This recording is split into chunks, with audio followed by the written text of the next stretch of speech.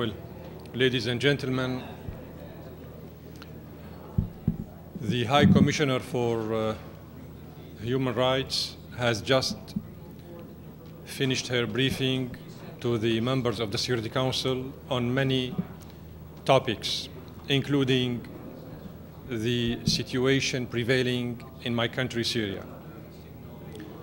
You have all heard what she has just said before leaving this podium with regard her personal impression about the situation, her own assessment with regard the situation prevailing in Syria.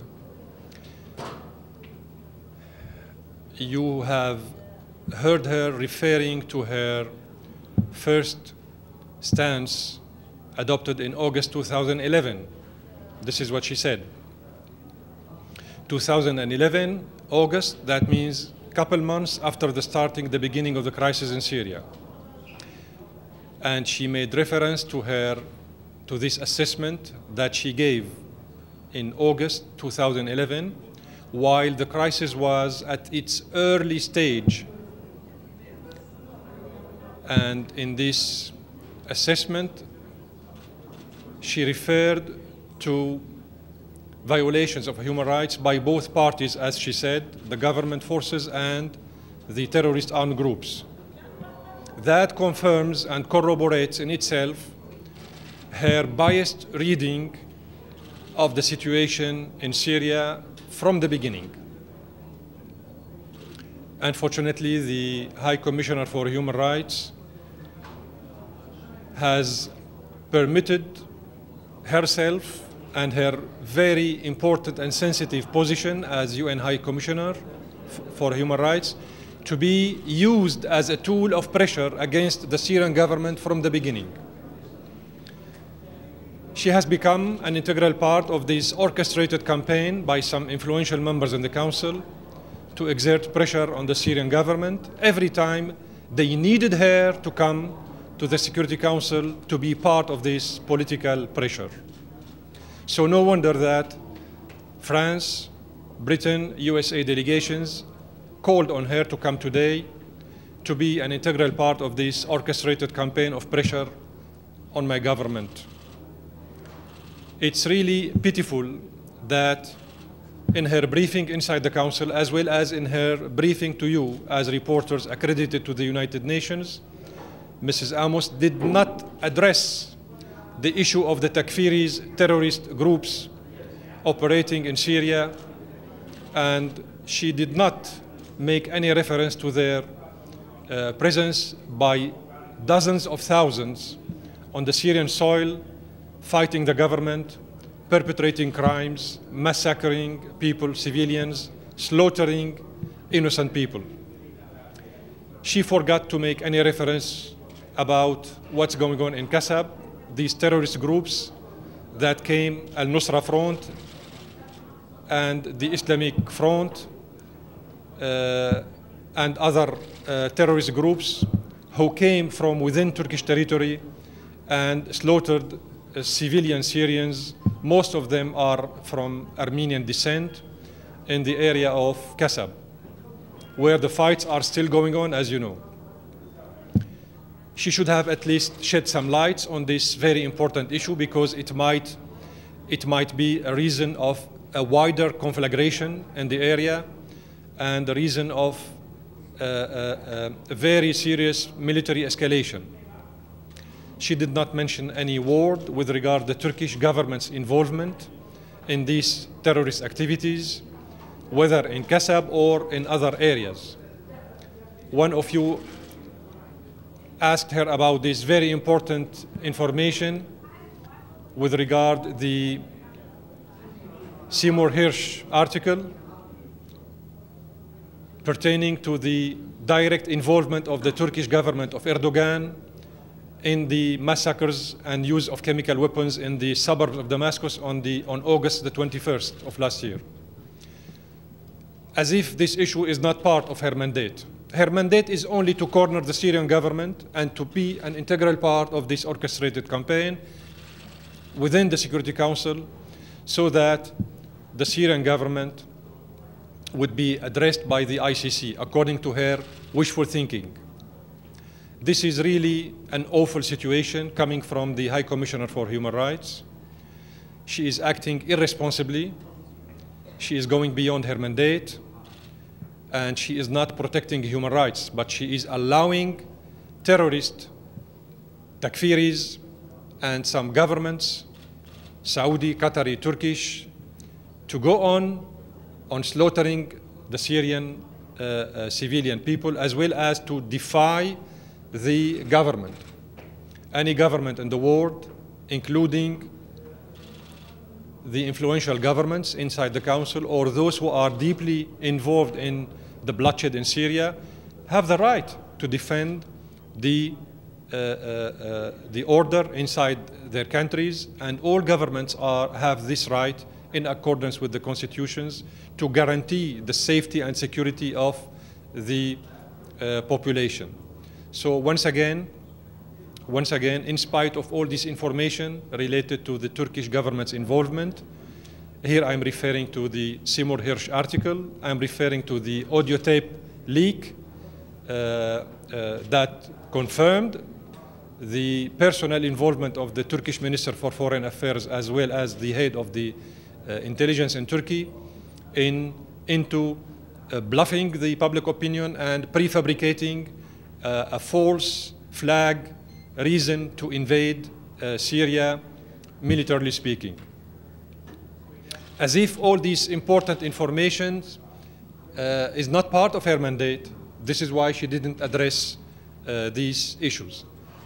As if Mrs. Amos did not hear about the presence of thousands and thousands of Saudis, terrorists, Kuwaitis. The last wave in Kasab, most of them are from Morocco and Tunisia. This is not part of her mandate.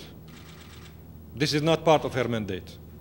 Her mandate is, as I said, only to respond positively to these manipulation moves by the influential members in the Council, so that the issue of Syria should be raised today in their deliberations in order to prepare the ground for further draft resolution or whatsoever with regard referring the Syrian government to the ICC. She has become lunatic in her action and is behaving irresponsibly.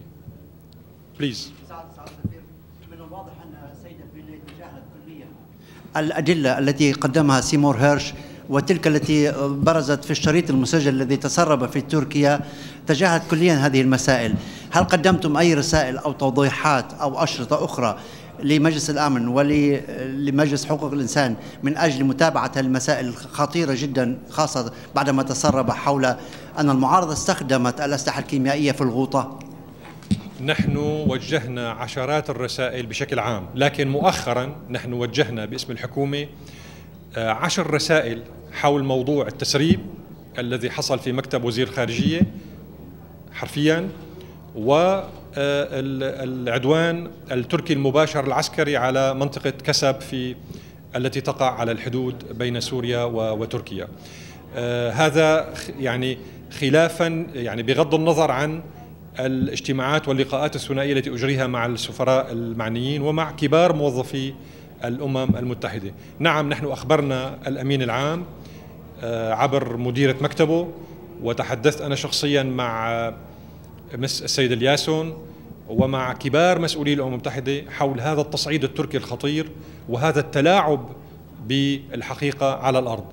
مقال الكاتب الأمريكي سيمور هيرش مهم جدا، لأنه عندما يتقاطع مع قصة التسريب الذي جرى في مكتب وزير الخارجية فإنه يؤكد بشكل قطعي ضلوع الحكومة التركية في مسألة أولا الهجوم بالأسلحة الكيماوية على السكان المدنيين السوريين في الغوطة في 21 آب 2013. ثانيا ضلوع الحكومة التركية في تصعيد الموقف العسكري في سوريا وفبركة عدوان ودفع الرئيس الأمريكي أوباما دفعا للتدخل العسكري في سوريا بحجة أن الحكومة السورية قد تجاوزت الخط الأحمر. لكن مقال سيمور هيرش بمنتهى الأهمية، لأنه يظهر أنه حتى الرئيس أوباما كان مدركا لهذه المناورات التركية ولهذا السلوك الذي يجافي أبسط قواعد القانون الدولي وأحكام الميثاق من جانب الحكومة التركية.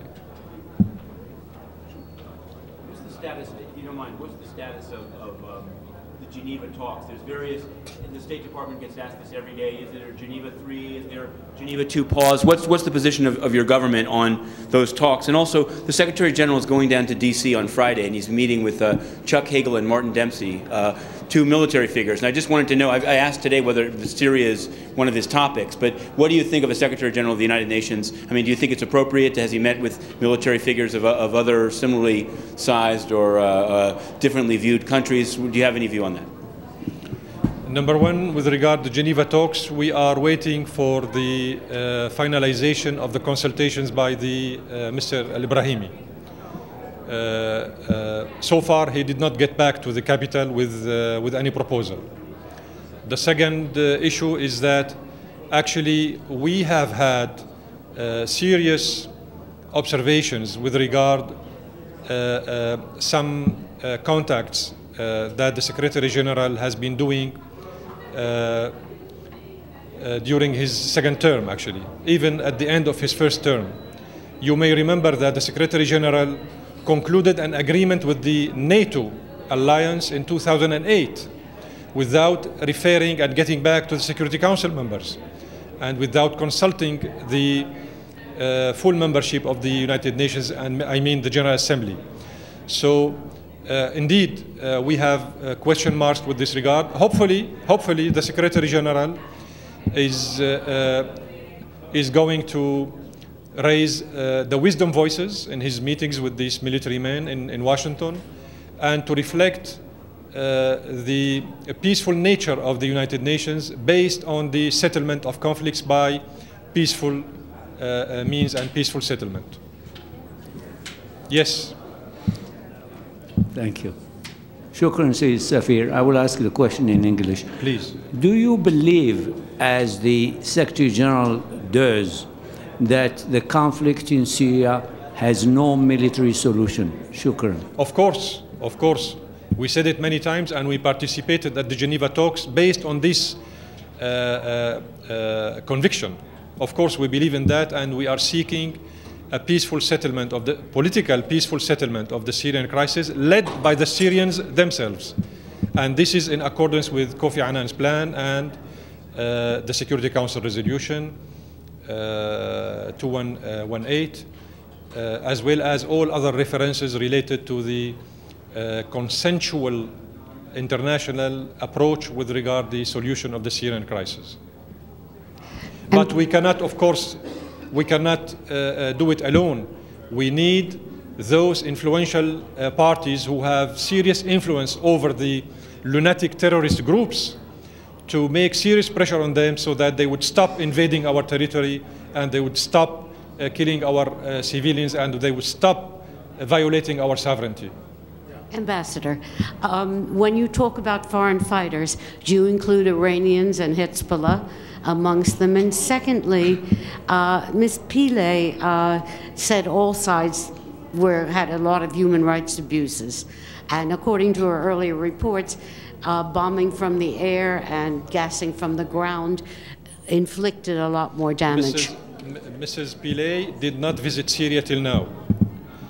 During 3 years of the crisis, she didn't go to Syria. So she is speaking out of her own box.